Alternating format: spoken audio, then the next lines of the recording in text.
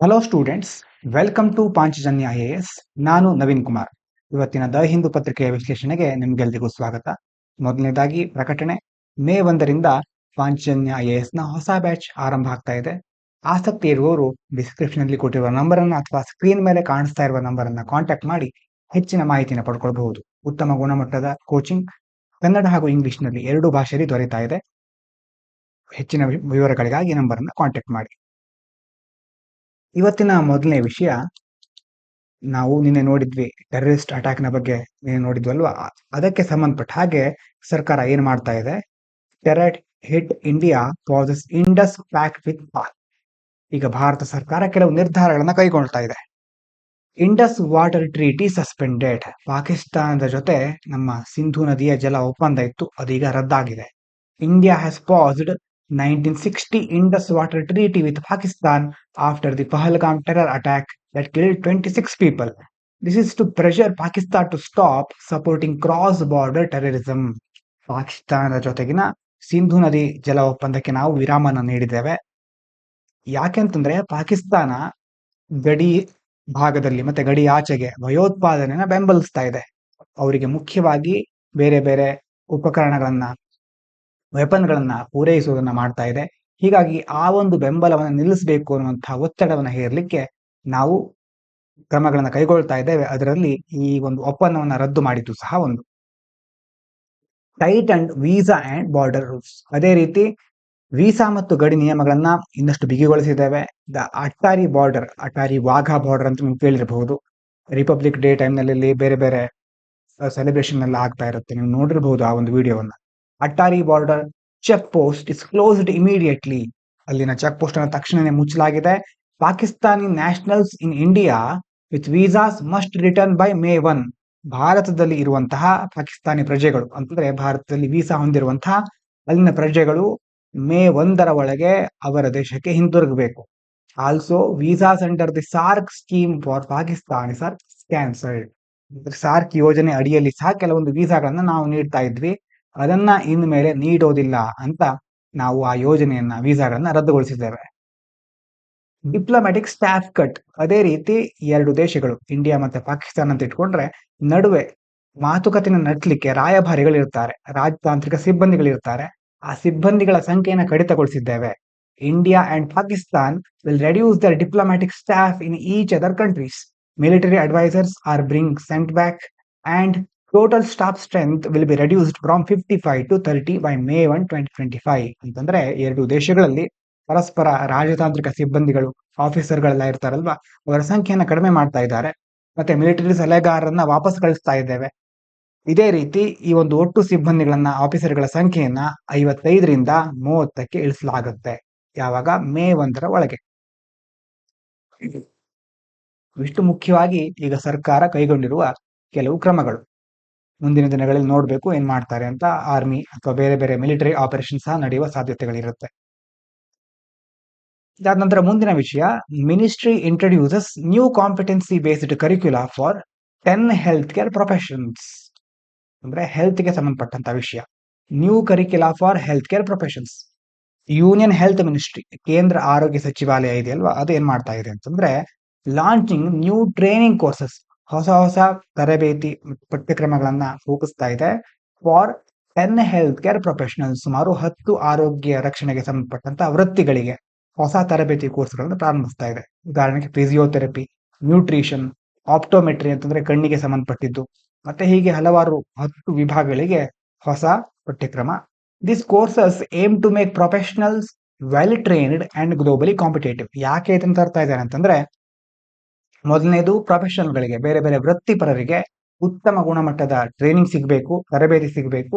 ಮತ್ತೆ ನಾವು ಕೊಡ್ತಾ ಇರ್ತಕ್ಕಂಥ ಶಿಕ್ಷಣ ಜಾಗತಿಕ ಮಟ್ಟದಲ್ಲಿ ಸ್ಪರ್ಧಾತ್ಮಕವಾಗಿರಬೇಕು. ಈ ಉದ್ದೇಶದಿಂದ ಈ ಒಂದು ಬದಲಾವಣೆಯನ್ನು ಮಾಡ್ತಾ ಇದ್ದಾರೆ. Standardisation and global recognition. ಅದೇ ರೀತಿ ಪ್ರಮಾಣೀಕರಣ, ಒಂದು ಪ್ರಮಾಣೀಕೃತ ವ್ಯವಸ್ಥೆಯನ್ನು ರೂಪಿಸುವುದು. New curricula aim to bring uniformity in training across India. ಇಡೀ ದೇಶದಲ್ಲಿ ಒಂದೇ ರೀತಿಯ ಪಠ್ಯಕ್ರಮವನ್ನು ಜಾರಿಗೆ ತರೋದು. Improving the quality of health care. ಮತ್ತೆ ಅದರ ಜೊತೆ ಹೆಲ್ತ್ ಕೇರ್ ಪ್ರೊಫೆಷನಲ್ಸ್, ಆರೋಗ್ಯ ರಕ್ಷಣಾ ಸಂಬಂಧಪಟ್ಟ ಹಾಗೆ ಬೇರೆ ಬೇರೆ ವೃತ್ತಿಪರರು, ಡಾಕ್ಟರ್ಸ್ಗಳು, ನರ್ಸ್ಗಳು, ಈ ಹಲವಾರು ವಿಭಾಗಗಳಿರುತ್ತಲ್ವಾ, ಆ ಎಲ್ಲ ವಿಭಾಗಗಳಲ್ಲಿ ಕೆಲಸ ಮಾಡುವವರ ಒಂದು ಸೇವೆಯ ಗುಣಮಟ್ಟವನ್ನ ಇನ್ನಷ್ಟು ಅಭಿವೃದ್ಧಿಗೊಳಿಸೋದು, ವರ್ಧಿಸೋದು.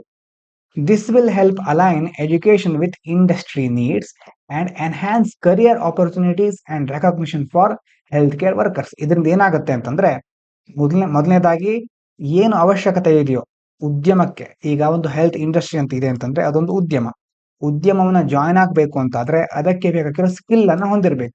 ಆ ಸ್ಕಿಲ್ ಇದ್ದಾಗ ಮಾತ್ರ ಆ ಒಂದು ಉದ್ಯಮಗಳನ್ನ, ನಾವೀಗ ಅದನ್ನ ಸೇವೆ ಅಂತ ಕನ್ಸಿಡರ್ ಮಾಡಬಹುದು, ಆದ್ರೆ ಬ್ರಾಡ್ ಆಗಿ ತೆಗೆದುಕೊಂಡ್ರೆ ಯಾವುದೇ ಉದ್ಯಮವನ್ನ, ಮ್ಯಾನುಫ್ಯಾಕ್ಚರಿಂಗ್ ಇರಬಹುದು, ಹೆಲ್ತ್ ಸೆಕ್ಟರ್ ಇರಬಹುದು, ಯಾವುದೇ ಸರ್ವಿಸ್ ಸೆಕ್ಟರ್ ಇರಬಹುದು, ಅದನ್ನ ಜಾಯಿನ್ ಆಗುವವರು ಅದಕ್ಕೆ ಬೇಕಾದ ಸ್ಕಿಲ್ ಗಳನ್ನ ಹೊಂದಿರಬೇಕು. ಸ್ಕಿಲ್ ಇದ್ದಾಗ ಮಾತ್ರ ಅವರು ಇದರಲ್ಲಿ ಸಫಲರಾಗಲಿಕ್ಕೆ ಸಾಧ್ಯ. ಈ ಒಂದು ಟ್ರೈನಿಂಗ್ ಪ್ರೋಗ್ರಾಮ್ಗಳಿಂದ ಬೇಕಾಗಿರೋ ಸ್ಕಿಲ್ ಅನ್ನು ಅವರು ಪಡ್ಕೊಳ್ತಾರೆ.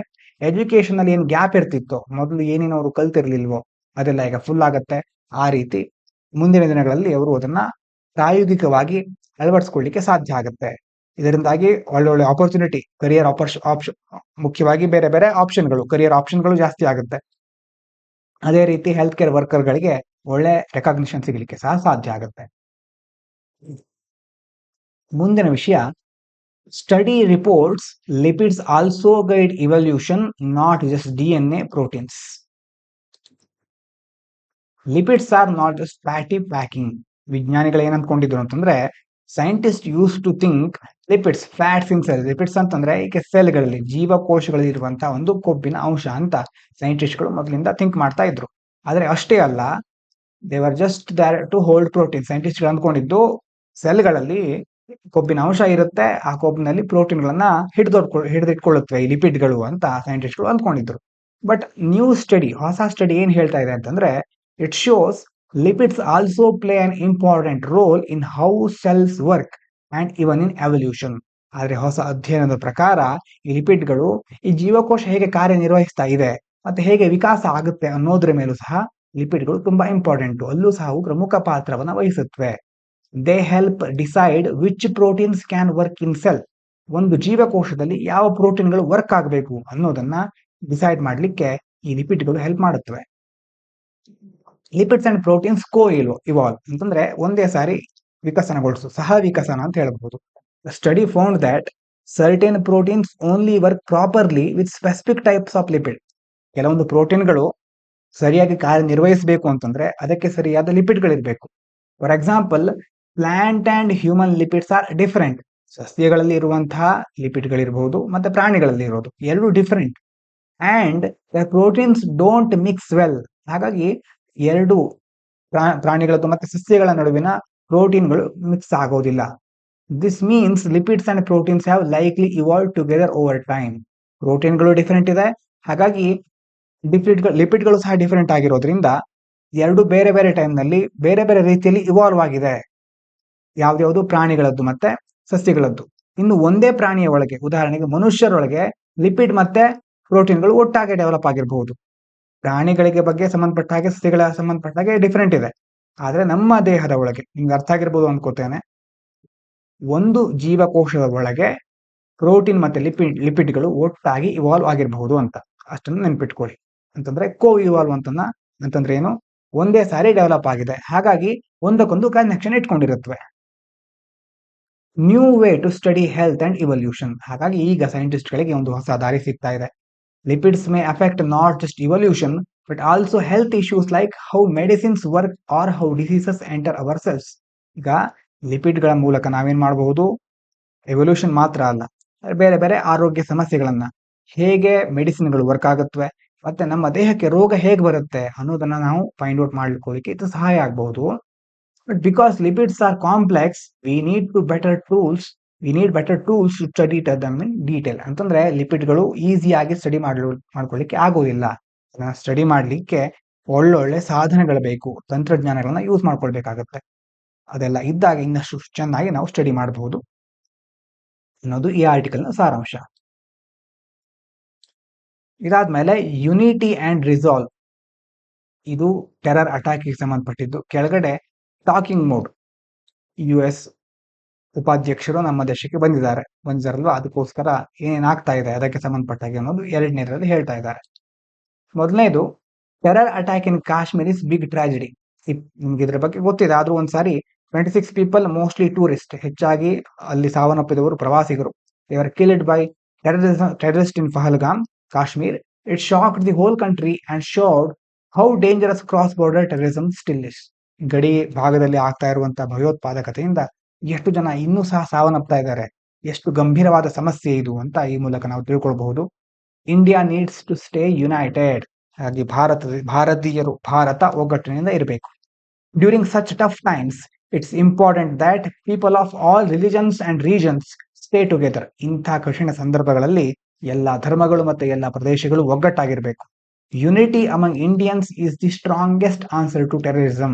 ನಾವೆಲ್ಲ ಒಗ್ಗಟ್ಟಾಗಿದ್ರೆ ಅದೇ ಭಯೋತ್ಪಾದಕತೆಗೆ ನಾವು ಕೊಡುವ ಸಮರ್ಪಕವಾದ ಉತ್ತರ ಅಂತ ಹೇಳ್ತಾ ಇದ್ದಾರೆ. Strong action and clear strategy needed. ಅದೇ ಸಂದರ್ಭದಲ್ಲಿ India must act firmly. Bharat ಈ ಒಂದು ಭಯೋತ್ಪಾದಕರನ್ನ ಶಿಕ್ಷಿಸಲಿಕ್ಕೆ ಏನ್ ಮಾಡಬೇಕು, ಕಠಿಣ ಕ್ರಮಗಳನ್ನು ಕೈಗೊಳ್ಳಬೇಕು. Punish attackers, speak to the world about Pakistan's role in terrorism. ಅದೇ ರೀತಿ ಇಂತಹ ಸಂದರ್ಭಗಳಲ್ಲಿ ಪಾಕಿಸ್ತಾನದ ಪಾತ್ರ ಏನು, ಪಾಕಿಸ್ತಾನ ಯಾವ ರೀತಿ ಇವರಿಗೆ ಸಹಾಯ ಮಾಡ್ತಾ ಇದೆ ಅನ್ನೋದನ್ನ ಇಡೀ ಜಗತ್ತಿಗೆ ನಾವು ತಿಳಿಸಬೇಕು. And continue working on piece and development in Kashmir. ಅದೇ ಸಂದರ್ಭದಲ್ಲಿ ಕಾಶ್ಮೀರದಲ್ಲಿ ಶಾಂತಿ ಸುವ್ಯವಸ್ಥೆಯನ್ನ, ಅಭಿವೃದ್ಧಿಯನ್ನ ಇನ್ನಷ್ಟು ಮುಂದುವರ್ಸ್ಕೊಂಡು ಹೋಗ್ಲಿಕ್ಕೆ ಪ್ರಯತ್ನಿಸಬೇಕು. ಇದು ಮೊದಲನೇದು, ಟಾಕಿಂಗ್ ಮೋಡ್. ಇಲ್ಲಿ ಹೇಳ್ತಾ ಇರೋದು India and US are talking about trade. ಅಲ್ಲಿನ ವೈಸ್ ಪ್ರೆಸಿಡೆಂಟ್ ಬಂದಿದ್ದಾರೆ JD ವ್ಯಾನ್ಸ್ ಅವರು, ಮತ್ತೆ ನಮ್ಮ ದೇಶದ ಪ್ರಧಾನಿಯವರು ಮಾತುಕತೆ ನಡೆಸ್ತಿದ್ರು. ಆಗ both countries discussed a new trade agreement. ಹೊಸ ವ್ಯಾಪಾರ ಒಪ್ಪಂದದ ಬಗ್ಗೆ ಚರ್ಚೆ ಮಾಡಿದ್ದಾವೆ.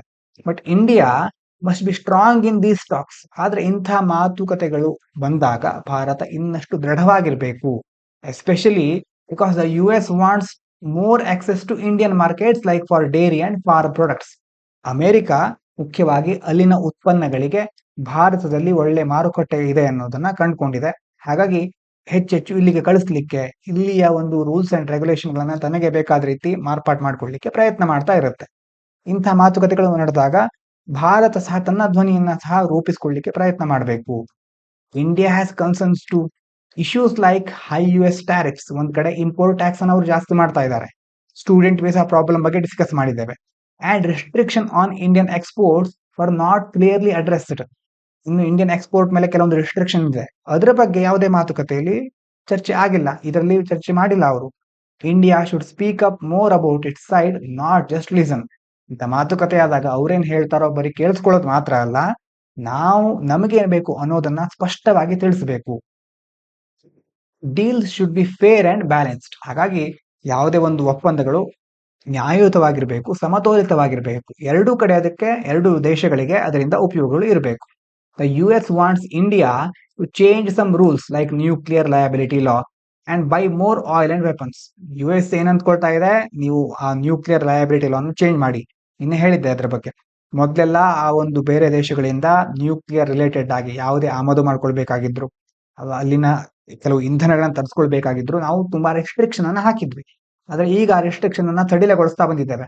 US ಗೆ ಸಹ ಅದೇ ಬೇಕಾಗಿತ್ತು.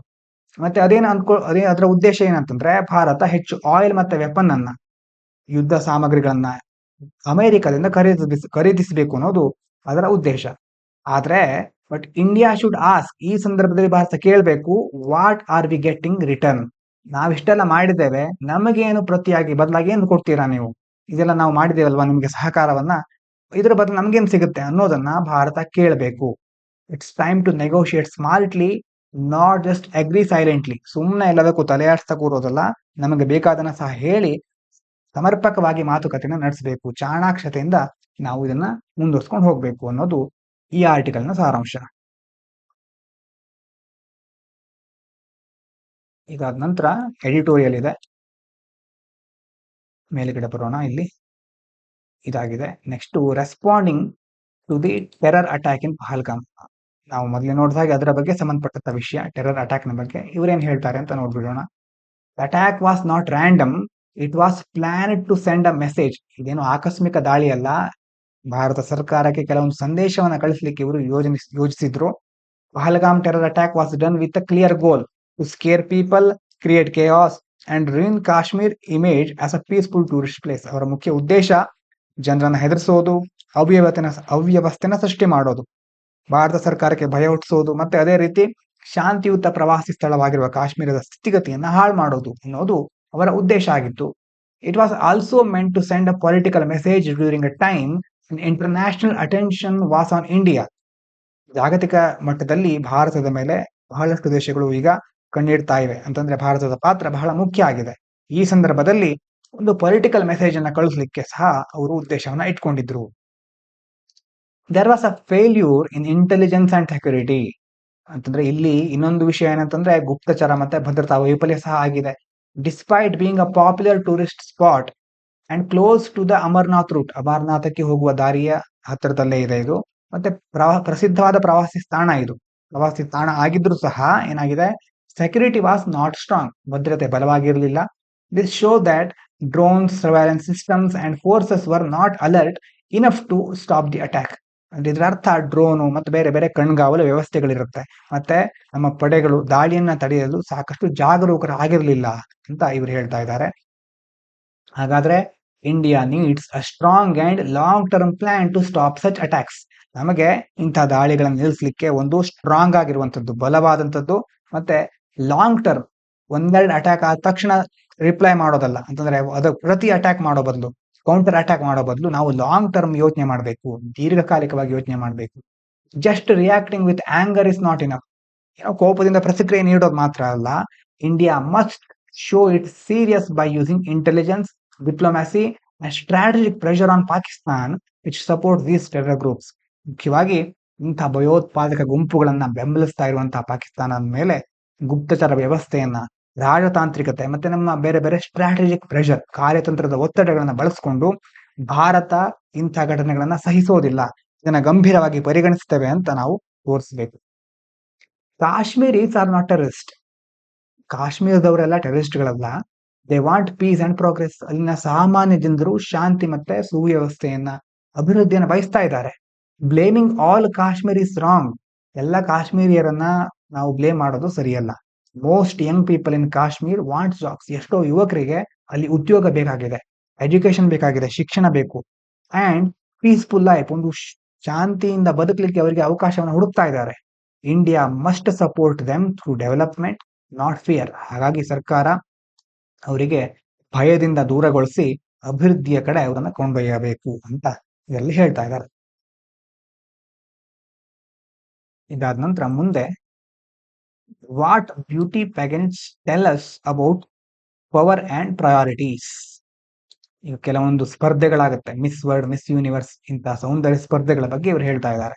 Beauty pageants still focus on looks. ಇಂತಹ ಸ್ಪರ್ಧೆಗಳಲ್ಲಿ ಆ ಒಂದು ಸ್ಪರ್ಧಾರ್ಥಿಗಳು ಹೇಗೆ ಕಾಣಿಸ್ತಾರೆ, ಬಾಹ್ಯ ಸೌಂದರ್ಯದ ಮೇಲೆ ಹೆಚ್ಚು ಫೋಕಸ್ ಮಾಡ್ತಾ ಇದ್ದಾರೆ, ಅದ್ರ ಮೇಲೆ ಕೇಂದ್ರೀಕರಿಸಿಕೊಂಡಿದ್ದಾರೆ ಈ ಸ್ಪರ್ಧೆಗಳು ಅಂತ ಹೇಳ್ತಾ ಇದ್ದಾರೆ.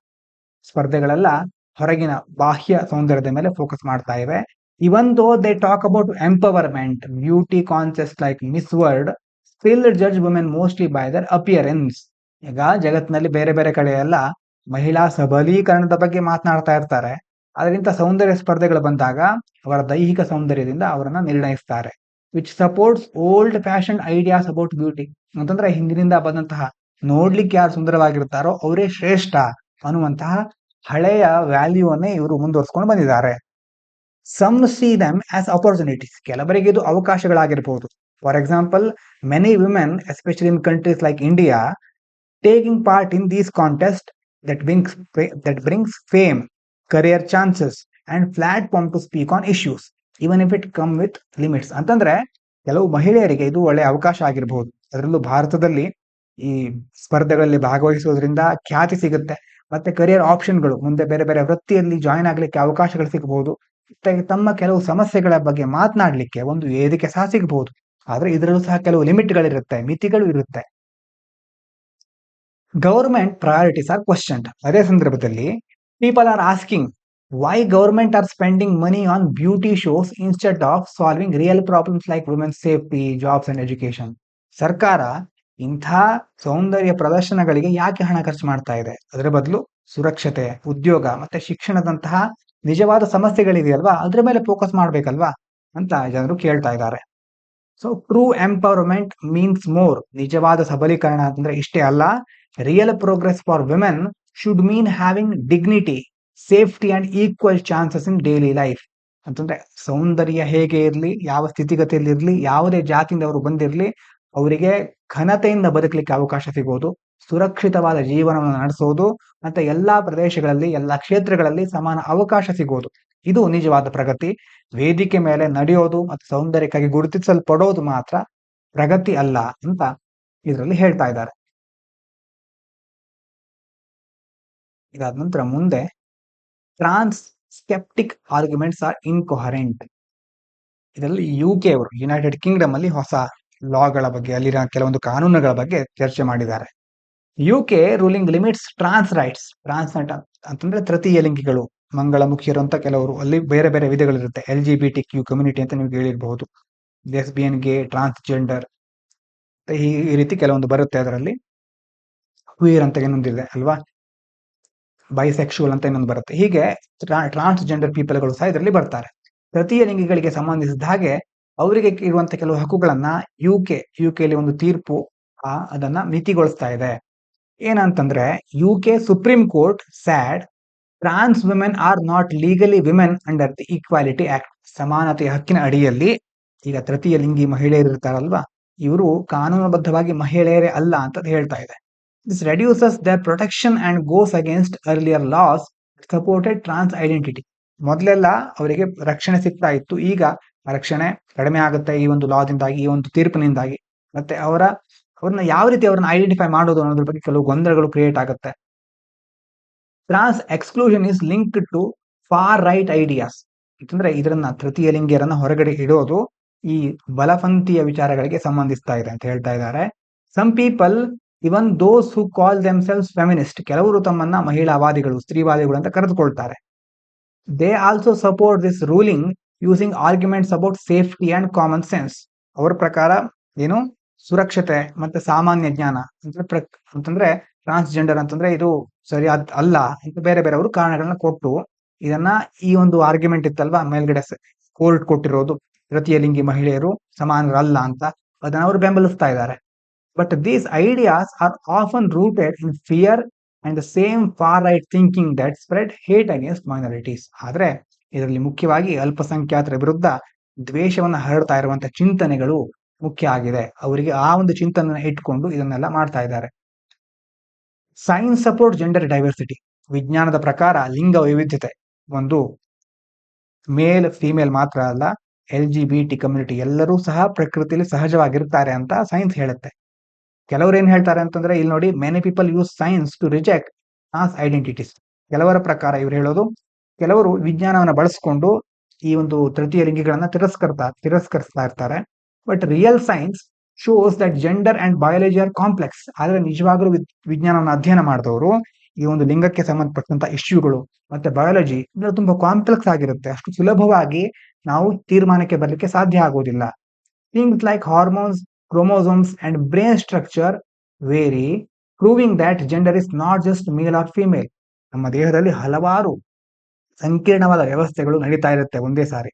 ಹಾರ್ಮೋನ್ಗಳು, ಕ್ರೋಮೋಸೋಮ್ ಮತ್ತೆ ಬ್ರೈನ್ ಸ್ಟ್ರಕ್ಚರ್, ಇದೆಲ್ಲ ಸಹ ಲಿಂಗ ಗಂಡು ಹೆಣ್ಣು ಇಷ್ಟೇ ಅಲ್ಲ, ಬೇರೆ ಬೇರೆ ಸಹ ಇರಬಹುದು ಅಂತ ಸಾಬೀತುಪಡಿಸುತ್ತವೆ ಅಂತ ಈ ಒಂದು ಆರ್ಟಿಕಲ್ ಅಲ್ಲಿ ಹೇಳ್ತಾ ಇದ್ದಾರೆ. ಅದ ನಂತರ ಮುಂದೆ ವರ್ಲ್ಡ್ ಬ್ಯಾಂಕ್ ಒಂದು ರಿಪೋರ್ಟ್ ಒಂದು ಫಾರ್ಕಾಸ್ಟ್ ಮಾಡ್ತಾ ಇದೆ. World Bank lowers India's financial 26 growth forecast to 6.3%. ಅಂದ್ರೆ ಆರ್ಥಿಕ ಬೆಳವಣಿಗೆ ಯಾವ ದರದಲ್ಲಿ ಆಗ್ತಾ ಇರಬಹುದು ಅನ್ನೋದ್ರ ಬಗ್ಗೆ. The world bank has reduced India's growth forecast for the financial year 25-26 from 6.7% to 6.3%.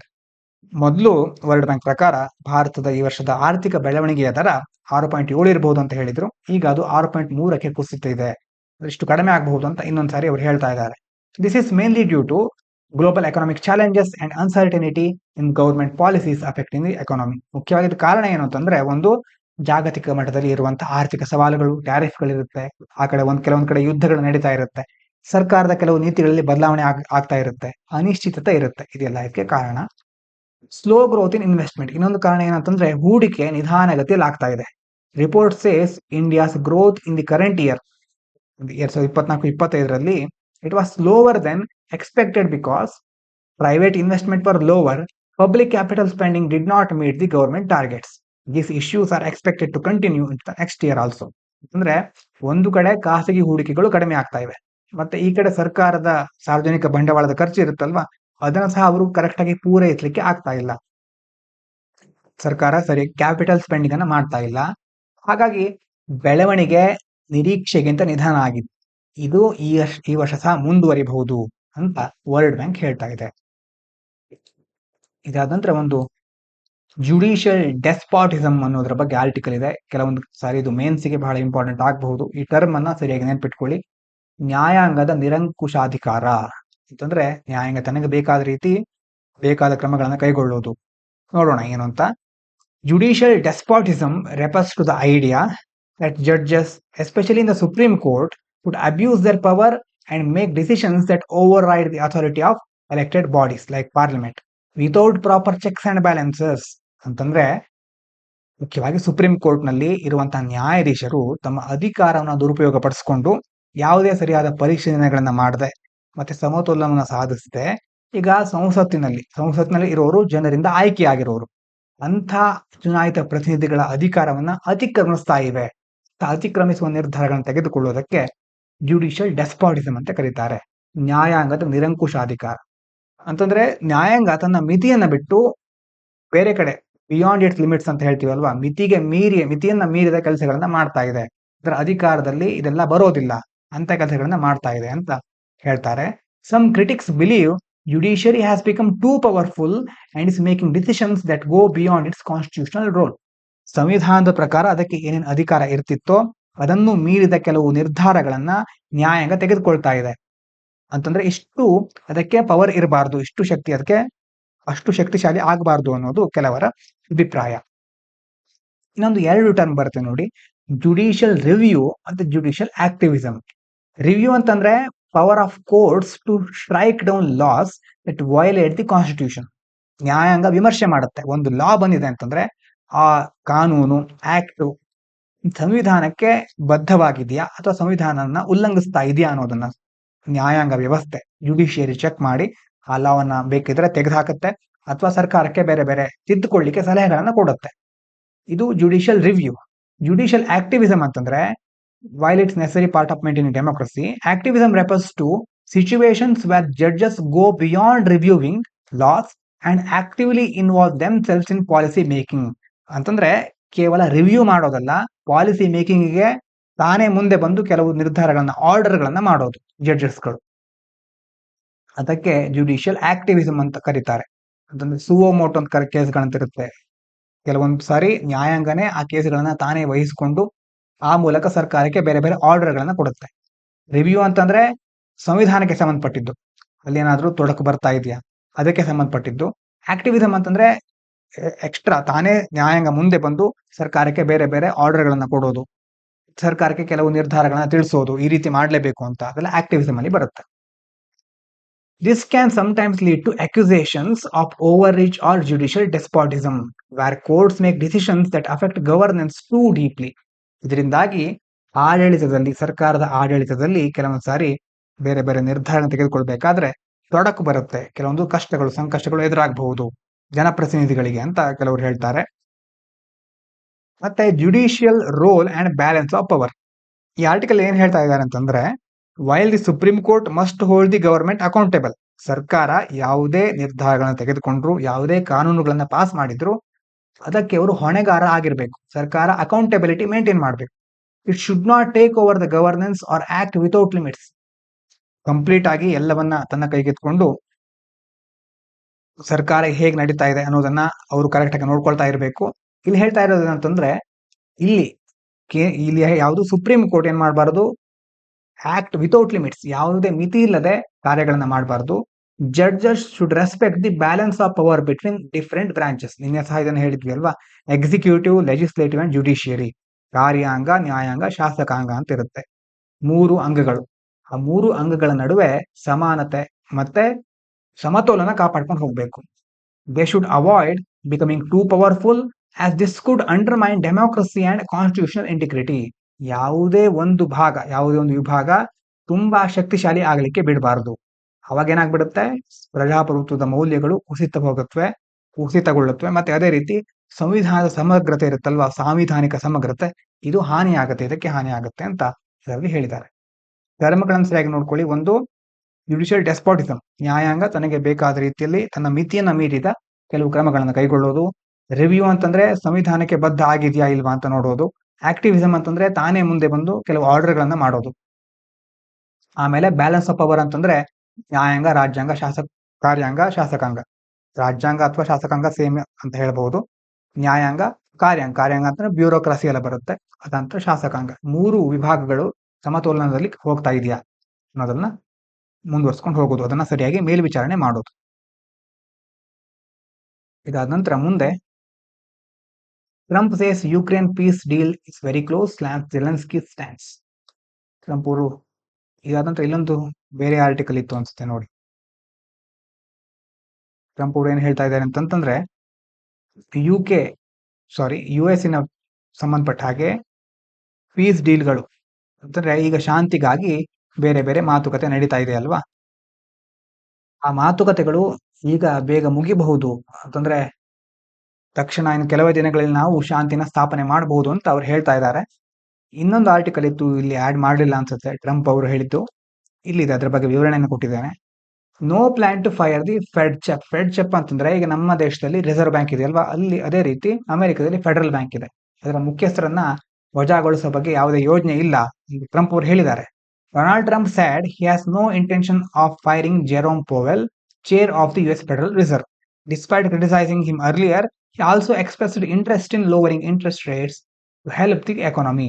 ಅಂತಂದ್ರೆ ಹಿಂದೆ ಈ ಒಂದು ಫೆಡರಲ್ ರಿಸರ್ವ್ ಅಧ್ಯಕ್ಷರನ್ನ ಟ್ರಂಪ್ ಅವರು ಟೀಕಿಸಿದ್ರು, ಆದ್ರೆ ಈಗ ಅವ್ರನ್ನ ವಜಾಗೊಳಿಸ್ತಾ ಇಲ್ಲ ನಾನು. ಕೆಲವೊಂದ್ ಸಾರಿ ಟ್ರಂಪ್ ಅವರು ಹೇಳ್ಬಿಟ್ರೆ ಕೆಲವರನ್ನ ಕೆಲಸದಿಂದ ಕಿತ್ತಾಕ್ಬಿಟ್ಟಿದ್ರು ಸ್ಟಾರ್ಟಿಂಗ್ ಅಲ್ಲಿ. ಈಗಾದ್ರೆ ಇವರನ್ನ ಏನು ಫೈರ್ ಮಾಡಲ್ಲ, ವಜಾಗೊಳಿಸಲ್ಲ. ಹಾಗಾಗಿ ಕೆಲವೊಂದ್ ಸಾರಿ ಇವರಿಗೆ ಸಹ ಸಪೋರ್ಟ್ ಮಾಡ್ತಾನೆ, ಮತ್ತೆ ಬಡ್ಡಿ ದರಗಳನ್ನ, ಇಂಟ್ರೆಸ್ಟ್ ರೇಟ್ಗಳನ್ನ ಕಡಿಮೆ ಮಾಡುವ ಬಗ್ಗೆ ಅವರು ಸಹ ಆಸಕ್ತಿಯನ್ನು ವ್ಯಕ್ತಪಡಿಸಿದ್ದಾರೆ. ಮುಖ್ಯವಾಗಿ ನಾವು ನೋಡ್ಬೇಕಾಗಿರೋದು ಅಲ್ಲಿನ ಆರ್ಥಿಕತೆ ಬದಲು ಈಗ ಟ್ಯಾರಿಫ್ ಗಳ ಬಗ್ಗೆ ನಾವು ಫೋಕಸ್ ಮಾಡ್ತಾ ಇದ್ದೇವೆ. Lowering tariffs on China. Trump acknowledged that the 145% tariffs on Chinese products are very high and said they will be reduced significantly.